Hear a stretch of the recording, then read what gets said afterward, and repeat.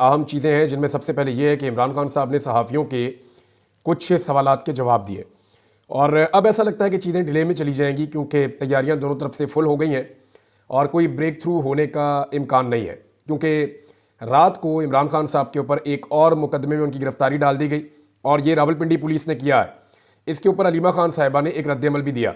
पाकिस्तान तहरीक-ए-इंसाफ को इस बात की उम्मीद थी और बहुत ज़्यादा उम्मीद थी कि 24 नवंबर के एहतजाज से पहले इमरान खान साहब की रिहाई हो जाएगी, लेकिन रियासत ने ऐसा नहीं किया। देखिए, इमरान खान साहब बेगुनाह कह दें, ये सबको पता है। आखिरी मुकदमा था, उसमें भी उनकी ज़मानत हो गई, ये भी सबको पता है। लेकिन अब ऐसे मुकदमात में जिनसे इमरान खान साहब का ताल्लुक नहीं है, फौजदारी नौयत के मुकदमात हैं कि जी पत्थर मार दिया, रोड़े मार दिए, लड़ाई कर ली, फौजदारी मुकदमात बना दिए। 9 मई के मुकदमात जब इमरान खान साहब खुद गिरफ्तार थे, तो ऐसी चीज़ों में इमरान खान साहब को अंदर रखा गया है और अभी जल्दी छोड़ने का इरादा बज़ाहिर दिखाई नहीं देता। मैं आपको कुछ चीज़ें बताता हूँ, लेकिन पहले इमरान खान साहब के जवाब जो हैं वो आप सुन लीजिए। साबिक़ वज़ीर-ए-आज़म इमरान खान साहब ने अडयाला जेल में सहाफ़ियों के सवालात के जवाब दिए। उन्होंने कहा कि हमारा एहतजाज बिल्कुल भी मौखिर या मुअत्तल नहीं होगा। अब इमरान खान साहब जो है ना, वो आजकल अपने तमाम बयानात को अपने ट्विटर हैंडल के ऊपर शेयर करवाते हैं। उसकी वजह यह है कि मीडिया में मनपसंद बयानियाँ आना शुरू हो गया है। हत्ता कि सहाफ़ी रिपोर्ट कुछ और करते हैं, मीडिया में रिपोर्ट कुछ और हो जाता है। उसकी एंगलिंग अपनी मर्जी से कर रहे हैं। ऐसा लगता है कि हर दफ्तर में एक बंदा कोई ना कोई बैठा हुआ है सियाना, या कहीं और बैठ के दफ्तरों को कंट्रोल कर रहा है, जैसे हमेशा से होता आया। बहरहाल इमरान खान साहब अब खुद उसको वहाँ पे शेयर कर देते हैं, तो ये एक आसानी है, चीज़ें पहुँच जाती हैं। उन्होंने कहा कि अगर मुज़ाकरात में हमारे 3 मुतालबात के हवाले से बात ठोस अंदाज में आगे बढ़ती है तो इस्लामाबाद में हमारा एहतजाज जो है वो सेलिब्रेशन में बदल जाएगा। जुमे से हमारे उन्होंने कहा जी कि जुमे से हमारे काफ़िले 24 नवंबर के एहतजाज के लिए निकलना शुरू हो जाएंगे। ताली दोनों हाथों से बजती है। हमने एहतजाज और मुज़ाकरात के लिए अपना 3 नकाती एजेंडा दिया हुआ है और वो 3 मुतालबात आपको याद है ना। एक, मैंडेट की वापसी, दूसरा बेगुनाह लोगों की रिहाई, और तीसरा ये जो 26वीं आईनी तरमीम है इसको ख़त्म किया जाए। अच्छा, जबकि दूसरी पार्टी अपने नकात सामने रखेगी तो बात करेंगे। मुज़ाकरात उनके साथ होंगे जिनके पास ताकत है। अब आप खुद सोच लें कि ताकत किसके पास है। फरवरी के बाद मैंने 2 कॉल्स दी हैं।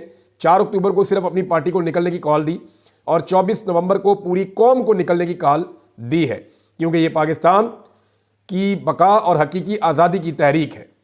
मुल्क आइन के तहत नहीं चलाया जा रहा। अगर मुल्क आइन के मुताबिक चलता तो मुल्क की सबसे बड़ी जमात को निशाना ना बनाया जाता। तहरीक इंसाफ को इलेक्शन से बाहर रखने की हर मुमकिन कोशिश की गई, हमारा निशान तक छीन लिया गया। इसके बावजूद 8 फरवरी को होने वाला इलेक्शन हम 2/3 अक्सरियत से जीते। इलेक्शन फ्रॉड को हुए 10 महीने गुजर गए हैं। इतना अरसा गुजरने के बावजूद इलेक्शन ट्रिब्यूनल्स ने और खसूसन पंजाब में कितने केसेस का फैसला किया है। हमारे वर्कर्स और रहनुमा 1.5 साल से झूठे मुकदमात में बगैर किसी सबूत के जबर का सामना कर रहे हैं। उनकी जमानतें क्यों नहीं ली जाती? कहा जाता है कि मैंने फौज पर हमला करने की बात की। मेरी वीडियोज मौजूद है, मैंने कभी किसी पर हमले की तरगीब नहीं दी। जब 9 मई को रेंजर्स की तरफ से मुझे गैर कानूनी तौर पर अगवा किया गया तो उसके मनाजर अवाम के सामने आए, जिस पर रद्द-ए-अमल आया। मैं तो इनकी तहवील में था, मुझे कैसे इल्म होता कि बाहर क्या हो रहा है? निहत्ती औरतें, बच्चे फौज पर कैसे हमलावर हो सकते हैं? क्या डॉक्टर यास्मीन राशिद टैंक पर सवार होकर आई थी जो उन्होंने कोर कमांडर हाउस पर हमला कर दिया? उनकी वीडियोस भी मौजूद हैं जिनमें मुसलसल वो लोगों को पुरअमन रहने की अपील कर रही हैं और तलकीन कर रही हैं। सिर्फ मिलिट्री ऑपरेशन किसी मसले का हल नहीं होता, उसके साथ साथ जो है वो पॉलिटिकल एंगेजमेंट होना भी ज़रूरी होता है। मुल्क में सिर्फ तहरीक इंसाफ ही वाहिद वफाकी पार्टी है जो कि दहशतगर्दी के मसले से सियासी तौर पर निमटने की सलाहियत रखती है। मुल्क को सिर्फ अवामी मैंडेट रखने वाली सियासी कुव्वतें ही इकट्ठा रख सकती हैं। उन्होंने दहशतगर्दी का जो मसला बढ़ रहा है उसके हवाले से भी इमरान खान साहब ने अपना मौक़िफ़ दिया है। लेकिन इमरान खान साहब को रिहा करने की जो बातें हो रही थी, जो पाकिस्तान तहरीक इंसाफ में एक उम्मीद थी, अली अमीन गंडापुर साहब और बैरिस्टर गौर जब जाके इमरान खान साहब को मिले तो उन्होंने इमरान खान साहब को पैगाम पहुँचाया कि जनाब फलां चीज़ें भी, इसकी तफसीलात नहीं आई, लेकिन ये ज़रूर है कि उन्होंने बताया कि जनाब हमें एस्टेब्लिशमेंट ये चीज़ें कह रही है कि अगर इमरान खान साहब ये करते हैं। लेकिन इमरान खान साहब अपने मौक़िफ़ से पीछे नहीं हटे। उसका नतीजा ये हुआ कि रात को उनकी गिरफ्तारी डाल दी गई। अब गिरफ्तारी के लिए जो है वो आप अंदाज़ा कीजिए कि रोज़ाना हज़ारों गिरफ्तारियाँ होती हैं, लेकिन क्योंकि मरियम नवाज़ की पुलिस है तो मरियम नवाज़ तो सारे सिस्टम को इस्तेमाल करती है अपने रखेल के तौर पर, और ऐसे इस्तेमाल करती हैं जैसे घर का मुलाजिम है कोई। अब रावलपिंडी पुलिस जो है वो ट्वीट करके बता रही है कि बानी पीटीआई इमरान खान पर दर्ज मुकदमात की तफ्तीश। बानी पीटीआई इमरान खान को थाना न्यू टाउन के मुकदमे में गिरफ्तार कर लिया गया। मुकदमा जलाओ घिराओ, पथराव, पुलिस से मुज़ाहमत, सरकारी इमलाक को नुकसान पहुंचाने समेत दीगर वाक़यात पर दर्ज किया गया। अच्छा, इमरान खान साहब जेल में थे जब ये सारे वाक़यात हुए थे, तो इमरान खान साहब यानी जेल के अंदर उनके ऊपर ये मुकदमा दर्ज कर दिया, तो बोगस टाइप का मुकदमा है। इस पे इमरान खान साहब की जो बहन है उनका रद्द-ए-अमल मैं आपको पढ़ के सुना देता हूँ। वो ये कह रही है, उन्होंने अंग्रेजी में ट्वीट किया, मैं आपको उर्दू में उसका तर्जुमा बता देता हूँ। इमरान खान को 21 नवंबर 2024 को जमानत पर रिहा किया जाना था, यानी आज के दिन उन्होंने रिहा होना था। 19 नवंबर को हमने इमरान खान साहब से मुलाकात की और 24 नवंबर के एहतजाज के बारे में पूछा कि क्या वो इससे पहले रिहा हो गए, तो फिर उन्होंने कहा अगर मुझे 23 से पहले रिहा कर दिया गया तो मैं 24 नवंबर को कानून की हुक्मरानी, जमहूरियत की बहाली और तमाम सियासी अफराद की रिहाई के लिए एहतजाज की क़यादत करूँगा। और रावलपिंडी पुलिस की ट्वीट के ऊपर उन्होंने तनकीद करते हुए कहा कि ये बेशर्म ट्वीट हमारे मुल्क में कानून की हुक्मरानी के साथ साथ इखलाकियात के मुकम्मल खात्मे की एक मिसाल है। इमरान खान को रावलपिंडी पुलिस ने ऐसे इल्ज़ाम में दोबारा गिरफ्तार कर लिया जो एक जोकर को भी शर्मिंदा कर दे। इमरान खान की गैर मौजूदगी में पाकिस्तानी अवाम 24 नवंबर को एहतजाज की क़यादत करेंगे और अपने मुल्क में इंसानों जैसा सलूक करने का हक मांगेंगे। ये जनाब इमरान खान साहब का स्टेटमेंट है। रिहाई के इम्कान खत्म हो गए हैं फिलहाल तक के लिए, लेकिन एक प्रोपेगेंडा किया जा रहा है और एक खास किस्म का बयानिया बनाया जा रहा है। इसको अगर आप इन डेप्थ देखें तो पाकिस्तान तहरीक इंसाफ के साथ इस वक्त इदारों की, एस्टेब्लिशमेंट की, हुकूमत की कशमकश क्या चल रही है, मैं आपके सामने चंद खबरों के अंदर रख देता हूं सारी सिचुएशन। देखिए, एक तो बयानिया ये बनाया गया कि जनाब अभी खबरें चलाई गई कि इमरान खान साहब को मिलिए पार्टी के लोग जाके, उन्होंने कहा जी हम एहतजाज नहीं करना चाहते और हम 24 तारीख को बंदे नहीं ला सकेंगे। लेकिन मीडिया ने जनाब कह दिया कि इस तरह की चीज़ें हो रही हैं, मीडिया पे रिपोर्ट करवाया गया जानबूझ के, जबकि बैरिस्टर गौहर और अली अमीन गंडापुर साहब जो है वो दूसरी तरह की बात कर रहे हैं, वो तरदीद कर रही है पाकिस्तान तहरीक इंसाफ। इस वक्त जो ग्राउंड पे तैयारियां हो रही है ना दोनों जानिब से, जो हुकूमत कर रही है, जो एस्टेब्लिशमेंट कर रही है वो अलग है, जो पाकिस्तान तहरीक इंसाफ कर रही है वो अलग है। दोनों अपनी अपनी जगह पे तैयारियां तो कर रहे हैं। आम आदमी भी तैयारी कर रहा है, बादू टुंगली है आम आदमी ने भी, और वो ये कह रहा है कि यार देख लेते हैं, निज़ाम ने हमें बेड़ा गर्क करके रख दिया हमारी मईशत का, कोई चीज़ हमारी ठीक नहीं है, आमदन बढ़ नहीं रही, महंगाई बढ़ती चली जा रही है। तो आम आदमी भी इन नालायक हुक्मरानों से तंग है और परेशान है। अब हो ये रहा है कि एक साइकोलॉजिकल वारफेयर चल रही है, यानी लोगों को दिमागी तौर पे उनको कंट्रोल करने की कोशिश की जा रही है, उनके दिमागों से खेला जा रहा है। पाकिस्तान तहरीक इंसाफ से जुड़े हुए लोग या उनके नज़रिए से जुड़े हुए आम पाकिस्तानी, उनके ऊपर इंपैक्ट डालने के लिए 5 किस्म के मुख्तलिफ हरबे इस्तेमाल किए गए हैं अब तक जो मैंने मीडिया में देखे हैं। नंबर 1, ये बात फैलाई जाए कि मुज़ाकरात हो रहे हैं और दिन बदलने वाले हैं, इमरान खान साहब को बाहर निकालने की तैयारियां हो रही हैं। अब जो लोग इमरान खान के लिए जुड़े हुए हैं उनको ये खबरें दी जा रही हैं ताकि वो कहे जी ठीक है इमरान खान साहब ने बाहर आ जाना, माहौल ठीक हो रहा है तो एक्स्ट्रा एफर्ट करने की जरूरत नहीं है। नंबर 1। नंबर 2, जो कंपेन चलाई जाती है वो ये कि तहरीक इंसाफ में इख्तलाफात बहुत ज़्यादा हो गए हैं, ये पार्टी भी मरूसियत का गढ़ बन गई है, लिहाजा ये इमरान खान की बीवी और उनकी, कहते हैं जी, उनकी जो बहनें हैं उनके बीच में कोई लड़ाई चल रही है ताकि हमदर्दी जो है पाकिस्तान तहरीक इंसाफ की उसमें कमी हो जाए। तीसरा एक प्रोपेगेंडा जो इस वक्त किया जा रहा है वो ये है कि जनाब बंदे नहीं निकल रहे, यानी ये प्रोपेगेंडा ये बड़ा आसान होता है कि बंदे निकलने किसी नहीं, कोई नहीं निकलेगा, सारे आप सुनते हैं ना वो यही बात करते हैं, 50 आदमी नहीं आएंगे, 10 आदमी नहीं आएंगे, ये करके ना लोगों का हौसला तोड़ा जाता है, डीमोरल किया जाता है। चौथा जो एक खास किस्म का यहाँ पे खबरों के जरिए से प्रोपेगेंडा किया जा रहा है वो ये है कि हम तशद्दुद बहुत करेंगे और इतना जबर का बाजार गर्म कर देंगे कि अवाम पहले से ही खौफजदा हो जाए। तो ये खौफ का हथियार भी इस्तेमाल कर रहे हैं कि जनाब हमने इतने आंसू गैस के शल खरीद लिए, इतनी बंदूकें खरीद ली, इतनी रबड़ की गोलियां ले ली, इतना हमने फलां सामान ले लिया, हम इतने कंटेनर लेके आ गए, इतनी पुलिस बुला ली, इतने डंडे मारेंगे, ये वो सारा खौफजदा करने के लिए। और पांचवा जो आखिरी अभी तक इन्होंने हथियार इस्तेमाल किया साइकोलॉजिकल वारफेयर में, नौजवानों को खौफ दिलाने की कोशिश की गई कि आपका मुस्तकबिल हम तबाह कर देंगे अगर आप एहतजाज में आए, यानी आपकी डिग्रियां कैंसिल, नौकरियां नहीं मिलेंगी, दाखिले नहीं मिलेंगे, हर चीज़ आपकी, आपके पासपोर्ट छीन लेंगे, आपके ID कार्ड छीन लेंगे, आपका मुस्तकबिल तारीक कर देंगे। हालांकि कोई नहीं कर सकता, लेकिन ये भी उन्होंने धमकियां दी गई हैं क्योंकि नौजवानों से डरते बहुत हैं। अच्छा, अब ये सारा कुछ आप देखेंगे, ये वो 5 किस्म की चीज़ें हैं जो खबरों के जरिए से अवाम में, और ये एक दूसरे से मैच नहीं करती क्योंकि ये अलग अलग तरह के लोगों को मुतासर करती है। तो इस वक्त पूरा का पूरा जो निज़ाम है वो मिलकर पाकिस्तान तहरीक इंसाफ और इमरान खान की आवाज़ के ऊपर जो लोग निकलना चाहते हैं उनको रोकने के लिए 5 किस्म के हरबे इस्तेमाल कर रहा है। पुलिस ने अजीबोगरीब किस्म की मशक की है और वो मैं आपको बताता हूँ क्यों की है। इस्लामाबाद पुलिस वाले इकट्ठे हुए, कुछ 1300-1400 बंदा था, उन्होंने जनाब लाइनें बनाई और निकल के उन्होंने एक वॉक की और रैली निकालते हुए उन्होंने नारे लगाए, नारे तकबीर, अल्लाहू अकबर, पाकिस्तान के नारे, और जैसे कोई जंग लड़ने जा रहे हैं। तो इस किस्म की पुलिस ने एक एक्टिविटी की है, ये हमने पहले माजी में कभी देखी नहीं, कभी भी हमने पुलिस को ऐसी हरकतें करते हुए नहीं देखा, ये पहली दफ़ा हमने पुलिस को ऐसा करते हुए देखा।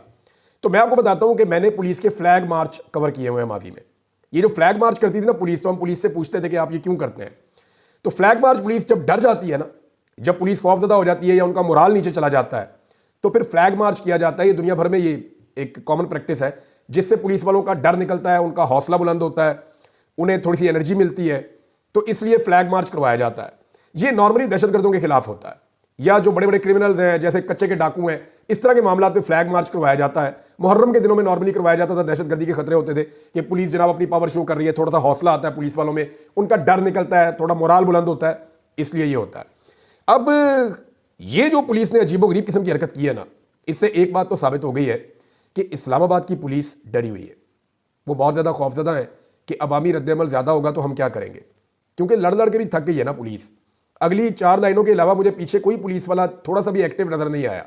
यानी अगर मैं उनको गिनूं तो 100 पुलिस वाले भी नहीं होंगे जो एक्टिवली इस सारे प्रोटेस्ट के अंदर, मैंने वहां जो जर्नलिस्ट थे उनसे भी पूछा है, जो एक्टिवली पार्टिसिपेट कर रहे थे वो 100 भी नहीं होंगे। बाकी सारे बेदिली के साथ उनके साथ वॉक करते हुए नौकरी पूरी कर रहे थे।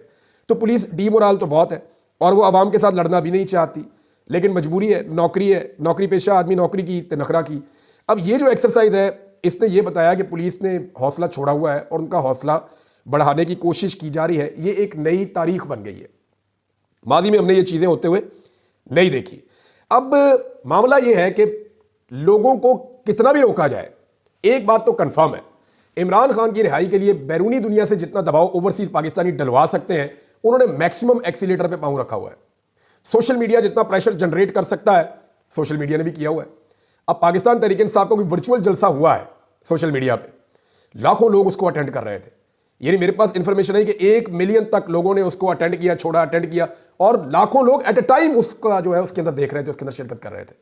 बड़ा ह्यूज अमाउंट है लोगों का, इतनी बड़ी तादाद में लोग अटेंड करें, ये 5000 का नहीं कर सकते PMLN के लोग मिलकर, लाखों लोग वहां पे कर रहे हैं। इसका मतलब है मोमेंटम बना हुआ है, सोशल मीडिया काबू नहीं आ रहा। ओवरसीज पाकिस्तानियों ने एक्सीलेटर पे फुल पांव रखा हुआ है, पूरी दुनिया से प्रेशर बढ़ाते चले जा रहे हैं। और इस वक्त जो पाकिस्तान के जितने सफीर हैं या जितने पाकिस्तान की रियासत के पास बाहर बात करने की कैपेसिटी है, तो एड़ी चोटी का जोर लगा रहे हैं, सर से लेके पांव तक पूरी कोशिश कर रहे हैं। ओवरसीज पाकिस्तानियों की मिन्नतें की जा रही हैं, लालचें दी जा रही हैं, थ्रेट किया जा रहा है कि इसको खुदा के वास्ते रोक लो एहतजाज को। अगर ये दुनिया के 3 दर्जन से ज्यादा बड़े मुल्कों के अंदर, और वो ममालिक जहां पे हमारे हुक्मरान रिटायरमेंट के बाद जाकर रहना चाहते हैं, जहां हमारे सरकारी अफसरान रिटायरमेंट के बाद जाकर रहना चाहते हैं, उन ममालिक के अंदर जब इस तरह का मोमेंटम बन जाएगा तो बड़ी खौफनाक सूरत हाल हो जाएगी। और पाकिस्तान की सारी ट्रेड भी उधर ही है, पाकिस्तान पैसा भी उन्हीं से मांगता है और वहीं से पैसा लेकर पाकिस्तान अपना मुल्क चलाता है। अब इस सूरत हाल में ये प्रेशर बहुत बढ़ गया है, बैरूनी प्रेशर मुकम्मल है। जब तक अंदरूनी प्रेशर इस लेवल का नहीं होगा इमरान खान साहब की रिहाई नहीं हो सकती। ये बात मैं आपको कंफर्म कर दूं कि इमरान खान साहब की रिहाई के लिए पब्लिक ने अगर कोई रोल प्ले करना है तो वो उन्हें अब करना पड़ेगा। अदरवाइज फिर 24 तारीख गुजर गई, 25 गुजर गई, तो फिर ये एक लंबी कमेटी पड़ जाएगी, क्योंकि निज़ाम ये समझता है कि इमरान खान इस निज़ाम के लिए खतरा है, और इमरान खान ये समझते हैं कि डील किए बगैर मैंने बाहर आना है। अब इमरान खान डील में जो चीज़ें मांगते हैं वो हुकूमत दे नहीं सकती, ये निज़ाम भी नहीं दे सकता, तो रास्ता पीछे एक ही रह जाता है और वो है इलेक्शन। यानी अगर फर्ज करें इमरान खान साहब कहते हैं मैंडेट वापस करो, भाई मैंडेट वापसी का मतलब है अपनी चोरी को तस्लीम करना। ये पाकिस्तान की तारीख में लिखा जाएगा कि एस्टेब्लिशमेंट ने एक इलेक्शन छीन के, वैसे तो हमेशा ही छीना है, लेकिन इतने बड़े पैमाने पर छीन के पूरी हुकूमत ही बदल दी थी। तो इससे बेहतर नहीं है कि नया इलेक्शन करवा दें, बजाय इसके कि मत्थे पे चोर लिखा जाए इन सारी पॉलिटिकल पार्टियों के। लिहाजा वो ये कोशिश करेंगे कि इसको इस तरफ लेकर चले जाए। एक खबर और है नाज़रीन, और ये बड़ी इंटरेस्टिंग खबर है। खबर यह है कि पाकिस्तान पीपल्स पार्टी ने पब्लिक अकाउंट कमेटी की चेयरमैनशिप मांग ली है। अच्छा, इसके बारे में ना मैं आपको थोड़ी सी एक चीज़ और बता देता हूँ कि पब्लिक अकाउंट कमेटी का जो चेयरमैन होता है ना, इसका काम होता है कि हुकूमत की जो कमियां कोताहियां हैं, जहाँ पे हुकूमत गलत कर रही है, ये उनके ऊपर एक चेक एंड बैलेंस होता है, PAC। तो हुकूमत के ऊपर चेक एंड बैलेंस नॉर्मली फिर अपोजिशन के पास होता है। जब पीपल्स पार्टी की दौरे हुकूमत थी तो PMLN को दिया गया था, चौधरी निसार खान थे। जब PMLN की दौरे हुकूमत थी तो फिर यह दिया गया था पीपल्स पार्टी को। फिर जब PTI की दौरे हुकूमत आई तो फिर PTI ने भी अपोजिशन को दिया। PTI ने जब दिया तो 1-1.5 महीना लेट हो गया, तो इसके ऊपर बिलावल ने उस दौर में ट्वीट किया था। बिलावल का वो जो ट्वीट था या स्टेटमेंट था उस दौर का, वो क्या था ये देख लें आप। ये पीपल्स पार्टी ने पब्लिक अकाउंट कमेटी की सरबराही अब मांग ली है। वो कह रहे हैं हमें दे दें, इस वक्त वो हुकूमत के अंदर है, लेकिन वो ये कह रहे हैं हमें दे दें। लेकिन 2 अक्टूबर 2018 बिलावल का स्टेटमेंट, 2 अक्टूबर 2018 का बिलावल फरमाते हैं कि पब्लिक अकाउंट कमेटी का चेयरमैन अपोजिशन से ना लगाना हुकूमत की बौखलाहट है, ये जनाब बिलावल ने कहा। और असद कैसर ने चेयरमैन पब्लिक अकाउंट कमेटी नून लीग के राणा तनवीर को लगाया था, लेकिन अब बिलावल के जज्बात बदल गए हैं और 2 अक्टूबर 2018 को उन्होंने जो कहा उससे मुख्तलिफ स्टेटमेंट 20 नवंबर 2024 का अब छप गया है। पीपल्स पार्टी ने बाज़ाब्ता तौर पर पार्लिमानी पब्लिक अकाउंट कमेटी की सरबराही मांग ली है। अब वो ये कह रहे हैं जनाब ये हमें दे दें, और अयाज सादिक को ख़त लिख दिया है पीपल्स पार्टी के सेनेटर सलीम मांडीवाला ने। तो अब आप अंदाज़ा करें कि ये हुकूमत भी अपने पास रखना चाहते हैं और पब्लिक अकाउंट कमेटी भी अपने पास रखना चाहते हैं, ताकि हमें कोई सवाल जवाब करने वाला बंदा हो ही ना। उसूलन तो ये मिलनी चाहिए थी पाकिस्तान तहरीक इंसाफ को, लेकिन इनको सारा कुछ अपने घर में ही चाहिए ताकि कोई देखे ही ना, झांके ही ना कि हम लोग क्या दो नंबरी कर रहे हैं। आर्मी चीफ ने एक स्टेटमेंट दिया नाज़रीन, स्टेटमेंट बड़ा इंटरेस्टिंग है, मैं आपको पढ़ के सुना देता हूं, लेकिन उस स्टेटमेंट के साथ मैं आपको एक ऑडियो भी सुनाऊंगा। आर्मी चीफ फरमा रहे हैं कि डिफॉल्ट के बादल छट चुके, डिफॉल्ट की बातें करने वाले आज किधर गए, क्या इन्हें जवाबदेह नहीं ठहराना चाहिए। तो ये आर्मी चीफ का स्टेटमेंट है, और इसके ऊपर मैं आपको एक छोटा सा स्टेटमेंट सुनाना चाहता हूं कि ये बात की किसने थी। दिवालिया मुल्क के रहने वाले, आपने सुना होगा डिफॉल्ट हो रहा है या दिवालिया हो रहा है या मेल्ट डाउन हो रहा है, वो हो चुका हुआ है। हुकूमत की जमीन पे 1400-1500 कनाल के ऊपर जो है गोल्फ क्लब बने हुए हैं। अगर आप उस चले जी इतना काफ़ी है, और भी इन्होंने बहुत कुछ बोला था। ये ख्वाजा आसिफ का स्टेटमेंट है जी, और ये ख्वाजा आसिफ का स्टेटमेंट कोई पुराना नहीं है, ये ख्वाजा आसिफ का स्टेटमेंट है जब जनरल आसिम मुनीरी आर्मी चीफ थे और जब ख्वाजा आसिफ भी वफाकी वजीर थे। ये अभी की बात है, थोड़ा सा पहले की बात है, 2023 की बात है। तो ख्वाजा आसिफ ने कहा था जी कि डिफ़ॉल्ट हो रहा है, और हुकूमती लोगों ने कहा था, बार बार कहा था कि मुल्क डिफ़ॉल्ट हो नहीं रहा, डिफ़ॉल्ट हो चुका है। ये बात कई मरतबा हुकूमत और हुकूमत के इत्तेहादियों ने कही थी। अब आज आर्मी चीफ कह रहे हैं कि क्या इन्हें जवाबदेह नहीं ठहराना चाहिए, तो बिल्कुल मेरी राय में इन्हें जवाबदेह ठहराना चाहिए। अब तक के लिए इतना ही, अपना ख्याल रखिएगा, अपने इस चैनल का भी। अल्लाह हाफ़िज़।